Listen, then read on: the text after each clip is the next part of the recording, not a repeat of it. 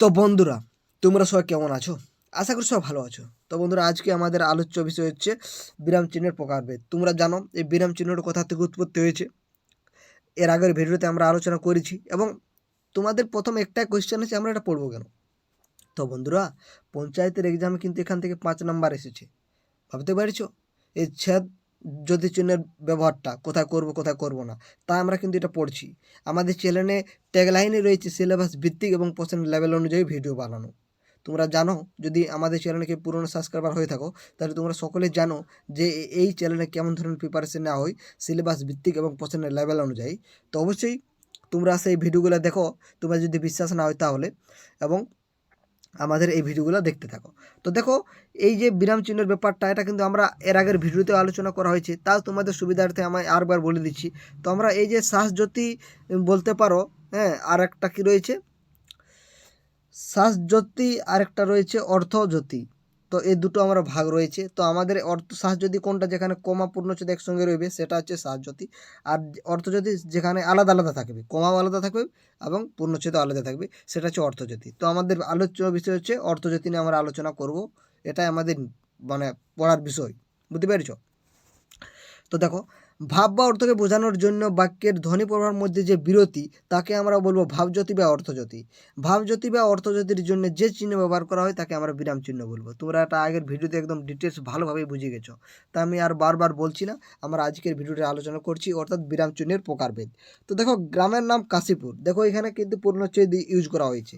হ্যাঁ, তারপরে দেখো, কেঁদে কেটে হাতে পায়ে পড়ে বললাম, বাবু মশাই হাকিম তুমি, তোমায় রাজত্বি ছেড়ে আর পালাবো কোথায়, আমাকে পণ দশেক বিচুলিও না হই দাও।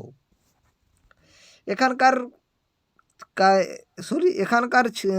এখানকার কালে ছেলেরা গুরুজনকে লঘু করিয়া লইয়াছে, কোথাও তাহাদের কোথাও বাধা নেই এবং না চাহিতে তারা সমস্ত পায়। মাঝি, আজ কতদূর যেতে পারবি? আহা, কি দেখিলাম, জন্ম জমান্তরও ভুলিব না। এটা বন্ধুরা কপাল কুণ্ডলের যে একটা উপন্যাস, সেখানের একটা লাইন বলতে পারো এটা বটে।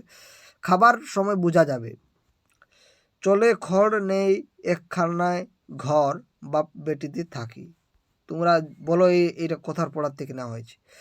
জিজ্ঞাসা করব, রাজা তোর কাপড় কোথায়? এটাও তোমরা সকলে জানো। হায়রে বিধির ধারা, ভূধর শরীরে বহে বরিশার ফলে জলস্রোত যথা বহিল, তিতায় বস্ত তিতায় মেদিনী। তো দেখো, অর্থবোধের সুবিধার জন্য উপরের বাক্যগুলিতে নানা রকম বিরাম চিহ্ন ইউজ করা হয়েছে, তোমরা দেখতেই পাচ্ছ। যেমন দাড়ি, সরি এখানে আমার লেখা হয়েছে দাড়ি মানে এরকম এইটা, হ্যাঁ, কমা, সেমিকলন, সেমিকলন মানে এটা এটা অন্য টাইপিং মিস্টেক হয়ে গেছে। প্রশ্ন চিহ্ন, বিস্ময়সূচক, উদ্ধৃত চিহ্ন, এই জিনিসটা কোটেশনের জন্য থাকে। ড্যাশ, হাইপেন, হ্যাঁ, বন্ধনী চিহ্ন। তাছাড়া বিরাম চিহ্ন হিসাবে বিন্দু ইউজ করা হয়েছে, তারকা চিহ্ন ইউজ করা হয়েছে, বিকল্প চিহ্ন পরবর্তী ব্যবহার করা হয়। এগুলি আমাদের পাঠ্যক্রমে অন্তর্ভুক্ত না হওয়া আলোচনার বাইরেই থাকবে। অর্থাৎ এইগুলা, এই বিন্দু, এই তারা চিহ্ন, এই বিকল্প, এগুলা বাইরেই থাকবে, কিন্তু আমাদের আলোচনার বিষয় হচ্ছে এইগুলা। অর্থাৎ কমা থাকবে, দাড়ি থাকবে, সেমিকলন, প্রশ্ন চিহ্ন, হ্যাঁ, বিস্ময় চিহ্ন, উদ্ধৃত চিহ্ন, ড্যাশ, হাইফেন, বন্ধনী, এগুলো কিন্তু আমাদের আলোচনার বিষয়। তো এগুলো অবশ্যই আমাদেরকে জানতে হবে, তাছাড়া আমরা কিন্তু কিছুই করতে পারবো না। তো আমরা কিন্তু একে একে আলোচনা করব। অর্থাৎ আমরা প্রথমে দাড়ি আলোচনা করব, তারপরে কমা আলোচনা করব, তারপরে আমরা সেমিকলন আলোচনা করব, তারপরে আমরা প্রশ্ন চিহ্ন আলোচনা করব। তো এরকমভাবে যখন আমরা আলোচনা করব, তখন কিন্তু আমাদের কিন্তু সুবিধা হয়ে যাবে। কেমন সুবিধা হয়ে যায়? আমরা নিমিষেই কোনো বাক্যকে আমরা কোথায় কী ইউজ করব সেটা আমরা দিতে পারবো করে। তো চলো, আজকে আমরা কিন্তু একটা টপিক হলো আলোচনা করি, সেটা হচ্ছে দাড়ি। তো দাড়ির আর এক নাম হচ্ছে পূর্ণচ্ছেদ। তোমরা এটা সকলে জানো, ছোটোবেলার থেকেই পড়ে এসেছো, তোমাদেরকে বলা হয়েছে যে এরকম একটা দাড়ি, এটার নাম হচ্ছে কি? পূর্ণচ্ছেদ। হ্যাঁ, তো এটা পূর্ণচ্ছেদটা কী জিনিস, কোথায় ইউজ করব আমরা, বা কেন ইউজ করব সেটা আমাদেরকে জানতে হবে, তবেই তো আমরা এর কোথায় বসবে সেটা আমরা বলতে পারবো। তো দেখো, বাক্যের শেষে পূর্ণ বিরতি ঘটে বা ভাবের পূর্ণতা হয়, সেই জন্য বাক্যের শেষে পূর্ণচ্ছেদ বা দাড়ি বসে। দাড়ি প্রান্তিক চিহ্ন, বুঝতে পেরেছো? যেমন একদা আমেরিকার এক আদিম নিবাসী ব্যক্তি মৃগয়া করতে গিয়েছিল। তো দেখো এই বাক্যটার মধ্যে এখানে বাক্যটা একদম শেষ করে দিচ্ছে। এখানে কোথাও মানে কি বলবো, বাক্যটার মধ্যে কোথাও যে কিছু এমন যদি আমাদের এইখানে থাকতো, এইটুকু থাকতো না, তাহলে কিন্তু এখানে আমরা পূর্ণচ্ছেদ দিতাম না। কারণ এই বাক্যটার মধ্যে কিন্তু আমাদের একটা ধারণা দিচ্ছে, একদম শেষ করে দিচ্ছে বাক্যটাই, তার জন্য আমাদের শেষে বসিয়েছে পূর্ণচিহ্ন। লঙ্কার পঙ্কজ রবি গোলা অস্তাচলে। দেখো এই বাক্যটার মাধ্যমে কিন্তু শেষ হয়ে যাচ্ছে। প্রতিটি বাক্যের শেষে ভাবের পূর্ণতা এসেছে। ভাব মানে মনের ভাবটা প্রকাশের যে সিস্টেমটা, সেটা কিন্তু পূর্ণতা পেয়েছে এবং স্বাভাবিকভাবে পূর্ণচ্ছেদ বা দাড়ি বসেছে। অর্থাৎ এই পূর্ণতা পাওয়ার জন্য এই বাক্যটা শেষে কিন্তু দাড়ি বসেছে। দাড়ি ব্যবহারের কয়েকটি বিশেষ সতর্ক ও যত্নশীল হওয়া দরকার। তো দেখো সেগুলা কি, 1 নম্বর কি রয়েছে দেখো, প্রয়োজনে দাড়ির ব্যবহার যেন না হয়। অর্থাৎ অপ্রয়োজনীয়, যেমন আমরা ইচ্ছা মতো যেখানে সেখানে আমরা দাড়ি ইউজ করতে পারি না। যেমন গরুর চেহারা লক্ষণীয়, গরুর 4টি পা, 2টি শিং, 1টি লেজ আছে, লেজের ডগায় 1 গোছা চুল আছে। ছোট বাক্য লিখতে গিয়ে মাঝের 2 ও 3 নম্বর দাড়ি ব্যবহার অপ্রয়োজনীয় হয়েছে। তোমরা দেখতে পাচ্ছ এই যে গরুর চেহারা লক্ষণীয়, এখানেও দাড়ি ইউজ করেছি, এখানেও দাড়ি ইউজ করেছি, এখানেও দাড়ি ইউজ করেছি, এখানেও দাড়ি ইউজ করেছি। তো এগুলো কিন্তু অনেকগুলো দাড়ি ইউজ করা হয়েছে, বুঝতে পারছো? তাই কিন্তু এখানে তোমরা দেখতে পাচ্ছ এই ছোট বাক্য লিখতে গিয়ে মাঝের 2 ও 3 নম্বর দাড়ি ব্যবহার অপ্রয়োজনীয় হয়েছে। অর্থাৎ মাঝের তোমরা দেখতে পাচ্ছ এই 3টা দাড়ি কিন্তু আমি বলবো এখানে বলা হয়েছে এরা ফালতু দিয়েছে, আর এলার কোনো দেওয়ার দরকারই নেই, বুঝতে পারছো? কারণ আমি ছোটো ছোটো নাম লিখবো, আবার দাড়ি দিয়ে যাবো, এটা অন্যরকম হবে। তার জন্য তাহলে আমাদের প্রথম 1 নম্বর টপিকটা কী রয়েছে, তোমরা এগুলো মনে রাখবে বন্ধুরা। দরকার হলে তোমরা নোট ডাউন করে নাও। সেটা কী হচ্ছে, অপ্রয়োজনীয় দাড়ি ব্যবহার করা যেন না হয়, বুঝতে পারছো?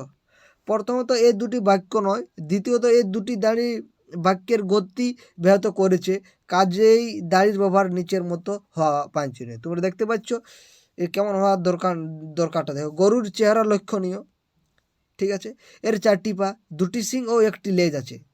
আমরা যদি এখানেও দিয়ে দিই দাড়ি, এর 4টি পা, 2টি শিং, তাহলে দেখো তোমরা কেমন হচ্ছে। দেখো আমাদের কিন্তু তো একটা বাধা সৃষ্টি হচ্ছে এবং অর্থটা ঠিকঠাক হচ্ছে না। হ্যাঁ, তাহলে এই দাড়িগুলো হবে না। তোমরা দেখতে পাচ্ছ এটা কী হচ্ছে, এর 4টি পা, 2টি শিং ও 1টি লেজ আছে, লেজের ডগায় 1 গোছা চুল আছে। তো এই ডগায় এখানেও কিন্তু পূর্ণচ্ছেদ হবে না, একটু টাইপিং মিস্টেক হয়েছে, তার জন্য দুঃখিত।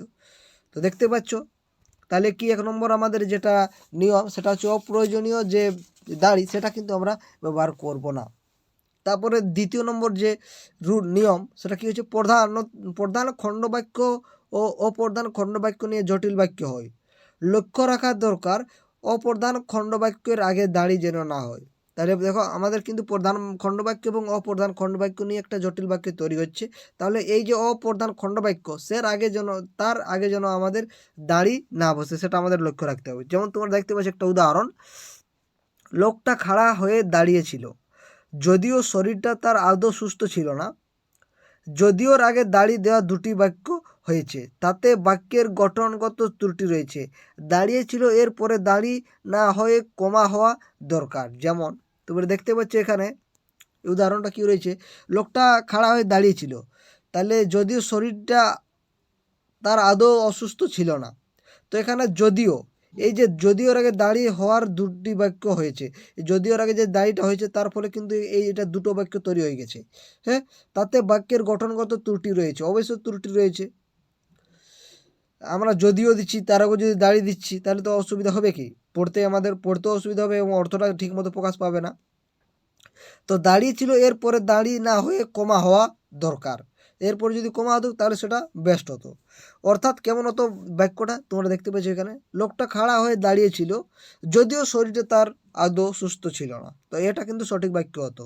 তাহলে এই যে অপ্রধান খণ্ডবাক্যের আগে কিন্তু কী হবে, দাড়ি বসবে না। তারপরে 3 নম্বর নিয়মটা দেখো, একইভাবে যৌগিক বাক্যের ক্ষেত্রে ছেদ ব্যবহারের সতর্ক থাকা দরকার। তাহলে এখানেও কি করতে হবে, যৌগিক বাক্যের ক্ষেত্রেও কিন্তু ছেদ ব্যবহারে সতর্ক থাকা দরকার। দেখতে পাচ্ছ তোমরা, তার তখন মনের অবস্থা বলা কঠিন, তবে আন্দাজ করা অন্যায় নয়। কঠিন এর পরে ছেদ ব্যবহারে বাক্যের গঠনগত ত্রুটি রয়েছে, দাড়ি না হয়ে কমা হওয়া দরকার।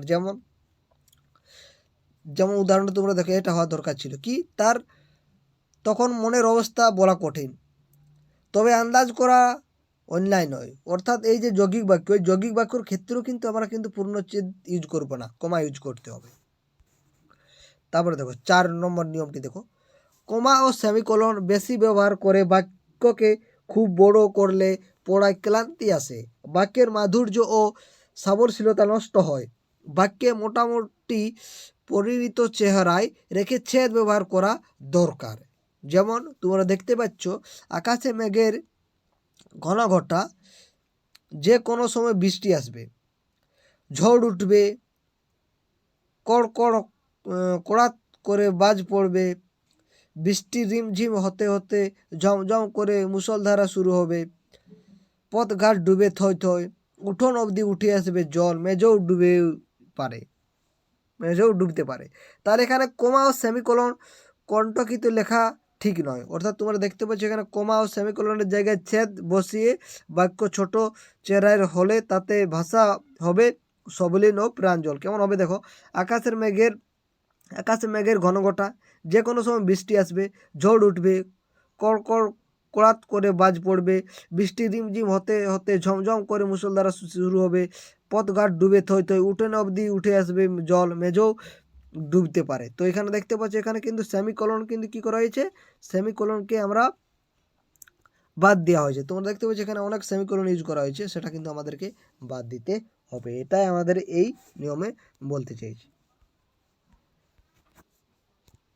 তারপরে নিয়মটা দেখো কি রয়েছে, 5 নম্বর নিয়ম রয়েছে, বাক্যের প্রধান অংশ নির্দেশক হয়ে অপ্রধান অংশে প্রশ্নসূচক বা বিস্ময়সূচক হলে সেক্ষেত্রে প্রশ্নসূচক চিহ্ন বা বিস্ময়সূচক চিহ্ন না হয়ে দাঁড়িয়ে হবে। তোমরা দেখতে পাচ্ছ, আমরা কেউ জানতাম না সে কি করছে, তো সে কি করছে অংশ প্রশ্নার্থক। তোমরা দেখ, এটা সে কি করছে, এটা প্রশ্ন জিজ্ঞাসা করছে। চাঁদে মানুষের অবতারণ কাহিনী পড়ে মনে হলো, মানুষ কি বিস্ময়কর ইতিহাস না সৃষ্টি করেছে, মানুষ কি বিস্ময়কর ইতিহাস না সৃষ্টি করেছে অংশ বিস্ময়সূচক বাক্য। তো এগুলোর ক্ষেত্রে কিন্তু দাঁড়িয়ে হয়েছে। 6 নির্দেশক বাক্যের শেষে দাঁড়িয়ে হয়। তোমরা দেখতে পাচ্ছ, আমি তোমার প্রবাহ অবলম্বন করিয়া তোমার উৎপত্তি স্থান দেখিয়ে আসবো, এখানে কিন্তু একটা নির্দেশের ক্ষেত্রে কিন্তু দাঁড়িয়ে হচ্ছে। 7 অনুজ্ঞাসূচক বাক্যের শেষে দাঁড়িয়ে হয়, যেমন ধর বেটা সড়কি, মহারাজ সে পুত্র দুর্যোধনের ত্যাগ করা আজ। 8 পরোক্ষোক্তিতে প্রশ্নসূচক ও বিস্ময়সূচক বাক্যের শেষে ছেদ হয়, যেমন প্রত্যক্ষ উক্তি বৃদ্ধ কহিলেন তবে তুমি এলে কেন। তো এক্ষেত্রে কিন্তু উক্তি বৃদ্ধ জিজ্ঞাসা করলে যে তবে সে আসিল কেন, এটা কিন্তু হবে, এখানে কিন্তু কোনো জিজ্ঞাসা চিহ্ন হবে না।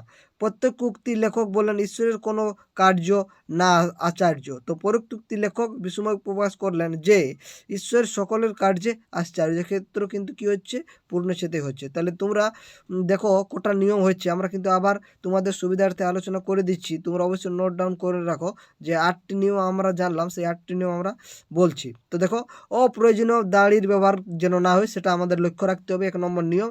2 নম্বর নিয়ম হচ্ছে প্রধান খণ্ডবাক্য ও অপ্রধান খণ্ডবাক্য নিয়ে যে জটিল বাক্য হবে সেই জটিল বাক্য আমাদের লক্ষ্য রাখতে হবে, যেমন অপ্রধান খণ্ডবাক্যের আগে দাড়ি যেন না বসে, সেক্ষেত্রে অবশ্যই আপনাদেরকে কমা ইউজ করতে হবে। হ্যাঁ, তারপরে দেখো 3 নম্বর কি, একইভাবে যৌগিক বাক্যের ক্ষেত্রে ছেদ ব্যবহারে সতর্ক হওয়া দরকার। তোমরা দেখতে পাচ্ছ ছেদ ব্যবহার আমাদেরকে সতর্ক হতে হবে, কোথাও পূর্ণচ্ছেদ দেবো কোথাও দেবো না। হ্যাঁ, তারপরে দেখো 4 কোমা ও সেমিকোলন বেশি ব্যবহার করে বাক্য খুব বড় করলে পড়ে ক্লান্তি আসবে, বাক্যের মাধুর্য ও সাবলীনতা নষ্ট হয়, বাক্য মোটামুটি পরিমিতি চেহারায় রেখে ছেদ ব্যবহার করা দরকার। তোমরা দেখতে পাচ্ছ ছেদ যদি ইউজ করা হয়েছে সেগুলো কিন্তু বাদ দিয়ে খুব ভালোভাবে কিন্তু পূর্ণচ্ছেদ ইউজ করতে হবে।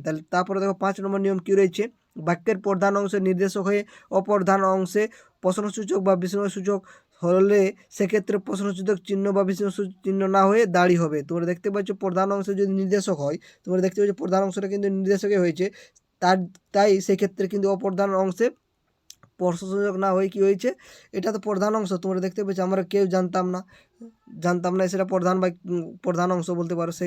এবং অপ্রধানের যে এটা জিজ্ঞাসা চিহ্ন হওয়ার কথা, কিন্তু এখানে জিজ্ঞাসা চিহ্ন হবে না, পূর্ণচ্ছেদ হবে। 6 নম্বর যেটা সেটা কী হয়েছে, নির্দেশক বাক্যের শেষে দাঁড়িয়ে হয়। তোমরা দেখতে পাবে যে নির্দেশ করছে, সেক্ষেত্রে সবসময় দাঁড়িয়ে হবে। দেখো কেমন, আমি তোমার প্রভাব অবলম্বন করে তোমার উৎপত্তি স্থান দেখিয়ে আসবো। তারপরে দেখো 7 অনুজ্ঞাসূচক বাক্যের শেষে দাঁড়িয়ে হয়। ধর বেটা সড়কি, এইগুলো হচ্ছে অনুজ্ঞাসূচক বাক্য। 8 পরে উক্তিতে প্রশ্নসূচক বিশেষণসূচক বাক্যের শেষে ছেদ হয়, যেমন প্রত্যেক উক্তি বিদ্ধ কইলেন তুমি এলে কোন। এখানে দেখো পরোক্ষ উক্তি, ওইটা পরোক্ষ উক্তি মানে অন্য কেউ বলছে, তো সেক্ষেত্রে কিন্তু অবশ্যই কোনোদিনও কোয়েশ্চেন মার্ক হবে না। সেক্ষেত্রে পরোক্ষ উক্তি বিদ্ধ জিজ্ঞাসা করলেন যে সে আসিল কেন, তো তার জন্য এখানে পূর্ণচ্ছেদ হয়েছে। অর্থাৎ পরোক্ষ উক্তির ক্ষেত্রে কোনোদিনও কিন্তু জিজ্ঞাসা চিহ্ন হবে না, সেক্ষেত্রে কিন্তু পূর্ণচ্ছেদ হবে। তো বন্ধুরা, এই ছিল 8টি নিয়ম। তোমাদের কেমন লাগলো ভিডিওটা অবশ্যই কমেন্ট করে জানাতে পারো, এবং পরবর্তী যে টপিক কমা সেটা আমরা পরের ভিডিওতে আলোচনা করব। তো অবশ্যই তোমরা আমাদের চ্যানেলটির সঙ্গে থাকবে এবং ভিডিওগুলো দেখতে থাকবে। তো বন্ধুরা, ভিডিওটা শেষ পর্যন্ত দেখার জন্য আপনাদেরকে অসংখ্য ধন্যবাদ।